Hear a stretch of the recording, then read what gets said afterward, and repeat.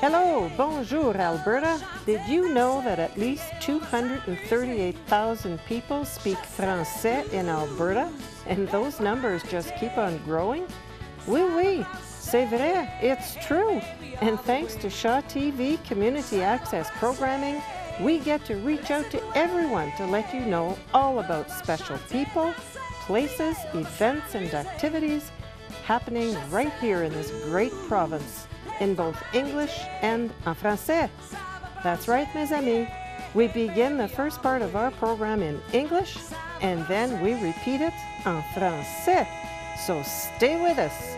Restez à l'écoute.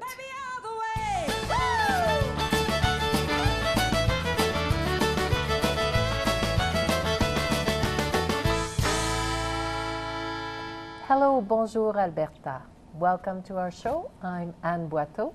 And I'm Marc Lalonde. And today we have with us very special guests from a Cirque du Soleil show named KURIOS, Cabinet of Curiosities, here in Calgary. So welcome Pierre-Olivier Carrier, who is the lead sales and customer experience for the show, and Amélie Robitaille, the publicist. Thank you for having us. And before we get talking here, we're going to give you a little sample of KURIOS.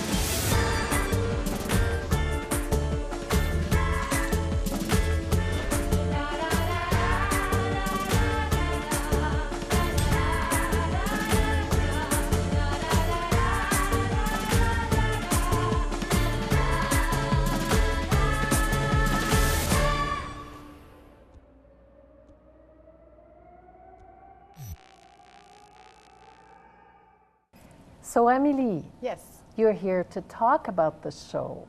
That was amazing, wasn't it? It sure That was. little I went clip. to see it actually. Wow. Last weekend. It was awesome.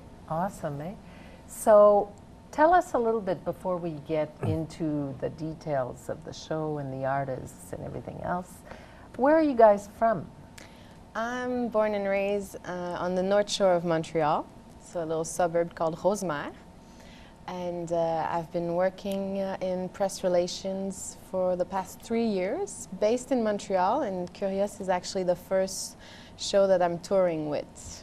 Oh, So traveling with the whole troupe and going from city to city to present the show. and how did you decide that you wanted to work for the Cirque du Soleil? Well, growing up in Quebec, Cirque du Soleil is so renowned. You hear all the stories of success, so it's kind of an icon. You dream of working with the Cirque du Soleil, not really knowing what it involves, obviously.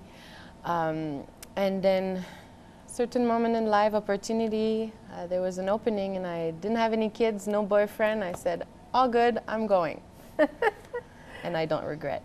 Oh, Obviously. that's good. That's good. And Pierre-Olivier, what happened to you? Yeah, I was born in Saint-Georges-de-Beauce, and then we moved to Quebec with my family about 5 years ago.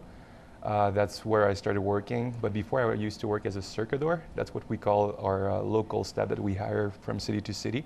So in every city we visit, we will hire up to more than 100 people to sell food, to sell merchandising and ushers. And I started as an usher actually in Quebec City. And then I decided to travel with them and follow Cirque throughout Canada.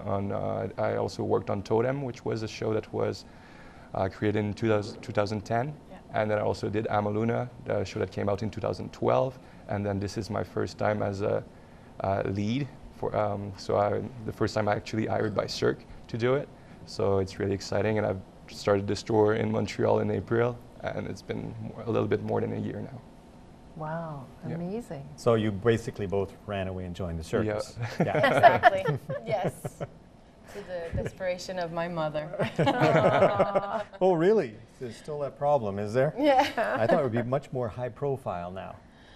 Yeah, well, she's really proud of what we're doing. That's what I'm doing for sure. But yeah, So in a nutshell, what's the theme of KURIOS, and how did that develop? How did that come to be? So, KURIOS is actually the first show of Cirque that's inspired by a real era, that's taking place in a real era. So often you'll be in a sort of a parallel universe or with creatures or whatever. So this one's taking place in the mid-19th century when it was the Industrial Revolution, the time of all the great inventions such as the railroad systems, the electricity bulb, the gramophones, the propeller for the airplanes, the bicycle. So it's really inspired by human intelligence. And that's what you get to see when you go see KURIOS.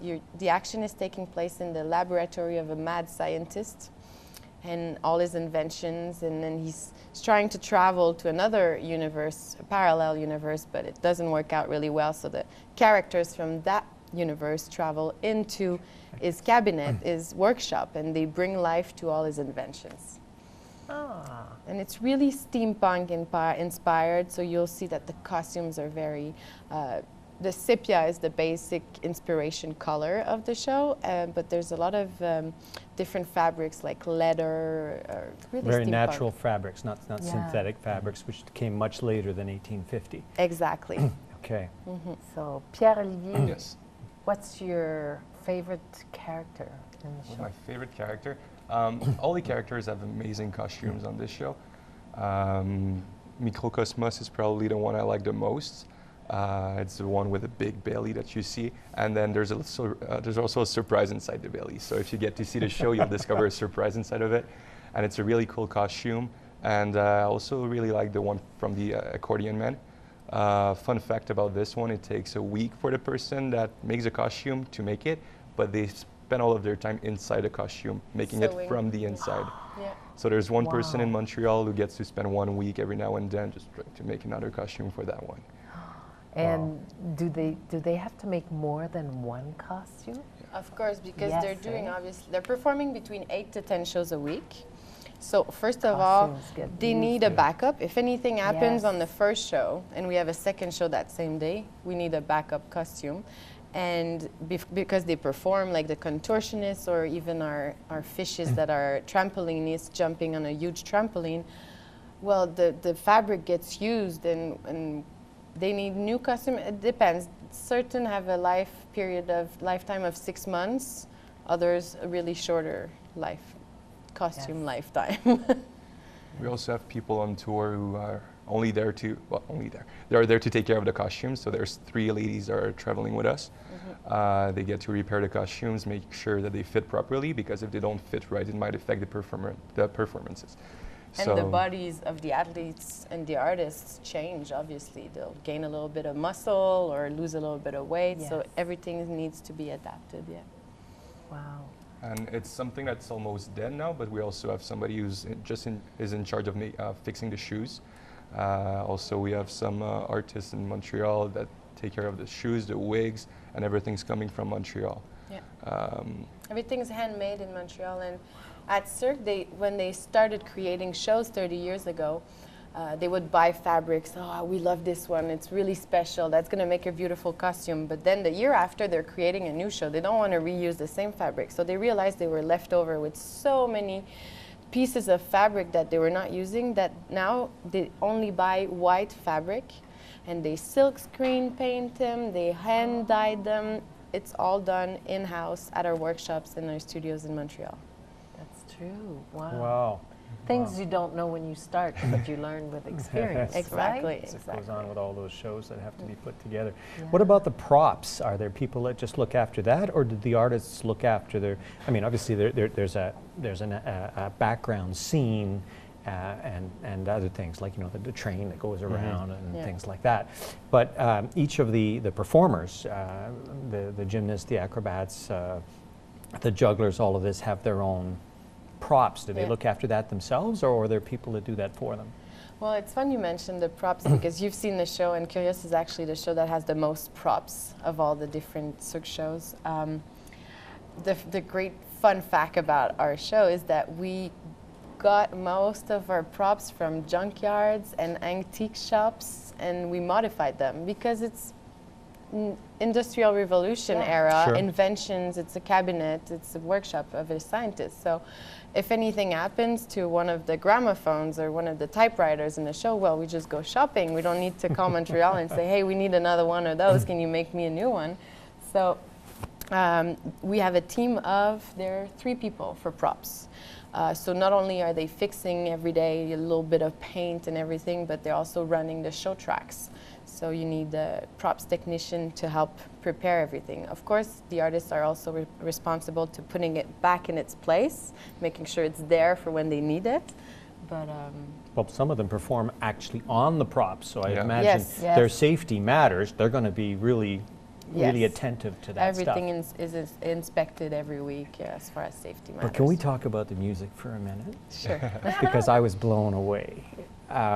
Because of course you can't play pop or rock music for the 1850s. It just doesn't kind of fit.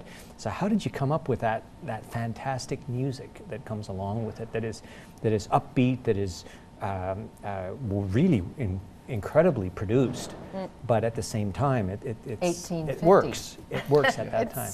It's kind of electro swing. Yeah, it's swing and jazzy a little bit, but with a little bit of electro to make it a little bit modern. They started with one person producing the music, and then Composer, yeah. they added 2 more people to make it a little bit more up-tempo Yeah, for some of the exact- acts. Yeah. But like the guy who produced the music is somebody who's used to make music for films. So the music will really carry you. in. Yeah, it will blend you. It's not something that's so not annoying, but it's not gonna affect disturb you from the performance. Yes, I've noticed that in all the shows, the music it just fits in, but it's not overwhelming. Yeah. It just you still. But it keeps everything upbeat, as you say. Yeah, The people because are, people are the tapping performers their are feet dancing, but and, you know we have to sit down through this. This is tough. Yeah, it's great. And we have a band of 8 people. So accordion player, violinist, drummer, percussionist, guitarist, and bass and band leader. So it's great. It's and the singer, obviously. No, it's So- always live. It's Yeah, not canned at it's all. always live because it adapts to the performance of Right. the artists. The timing has to be just right. Exactly. We have TVs backstage, and they watch TVs as they play to make sure everything matches and goes. Yeah, from the point of view of the audience. Okay. And you said that the group of people, artists plus other workers, families, everybody. There's about 150 of you on Curious traveling. Yeah. So working in order to present the show, we're 109 of us working. Wow. And with the families that are following us on tour, some artists have their wife and their kids with them. So we're 150 traveling from city to city. Wow, that's amazing. It's a big team. Yeah. Yeah. Yes. And I heard there was something special here in Calgary. There's a pre-show show Yes. on Fridays, right? For those interested? There is, oh, now I'm confused a little bit. There is a pre-show animation, if that's what you're talking about. I'm talking about the tour. Oh, you mean the that's- behind the Behind the scenes tours scenes. on Friday? Yes. Yes. So yes, it starts before the show. So it's the kind of package for the people who love to go beyond just the show experience. So So you we don't want to tell people too much about it, but if you're interested and you're going on a Friday, watch out. You may be picked to go on the pre-show tour. Thank you so much for being with us today. We really appreciated that, and have fun, everyone, at Curios.